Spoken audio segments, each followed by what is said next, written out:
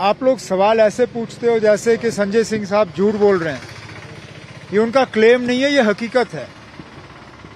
बदकिस्मती से जब कभी ये होता है, बार बार मीडिया के तरफ से, टेलीविजन चैनलों के तरफ से, अखबारों के तरफ से ये बात आती है कि हम क्लेम करते हैं।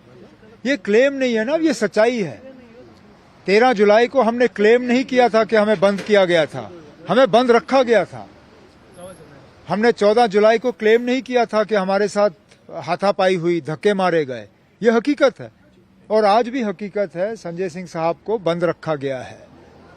किस वजह, ये वही लोग बता सकते हैं जो इस फैसले के पीछे हैं।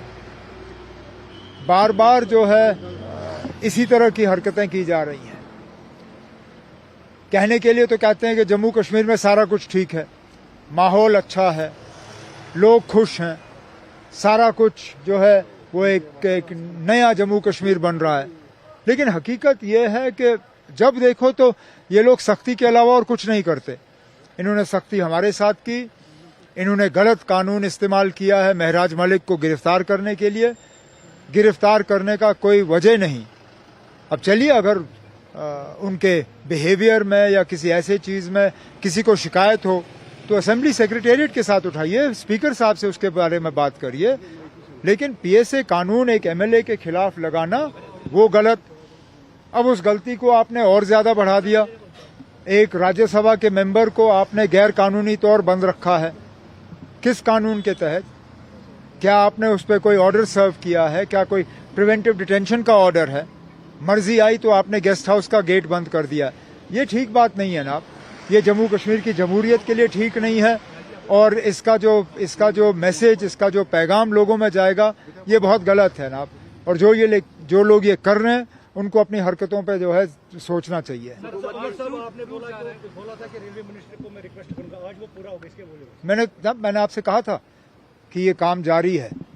मैं उन लोगों में से नहीं हूं जो बार बार इन चीजों को मीडिया में हाईलाइट करें। चुपचाप तरीके से मैं रेलवे मिनिस्टर साहब के साथ कांटेक्ट में था। रेलवे डिपार्टमेंट के साथ मेरे सेक्रेटेरिएट के अफसर जो हैं वो लगातार कांटेक्ट बनाए रखे हुए थे।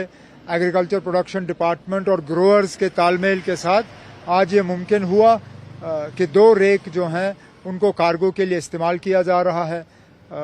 ये आज हमारी मजबूरी बनी है, लेकिन आगे जाके मैं तो यही चाहूंगा कि एक रेगुलर फीचर बने।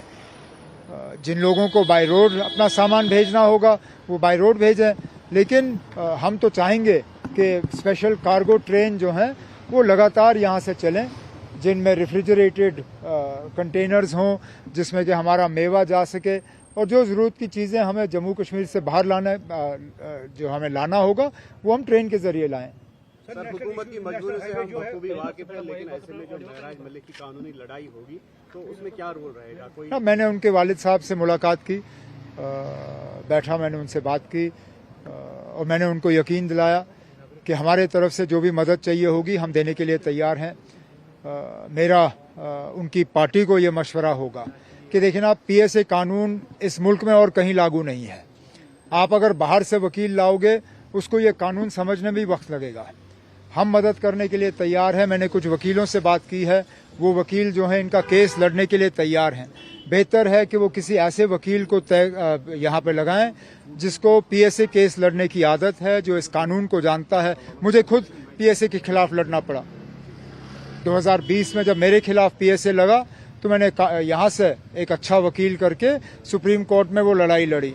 मेरा मशवरा आम आदमी पार्टी को और उनके साथियों को यही होगा कि बाहर से कोई बड़ा वकील मत लाइए, आप यहीं से वकील ले लीजिए जिसको पीएसए का कानून जो है जो जानता हो।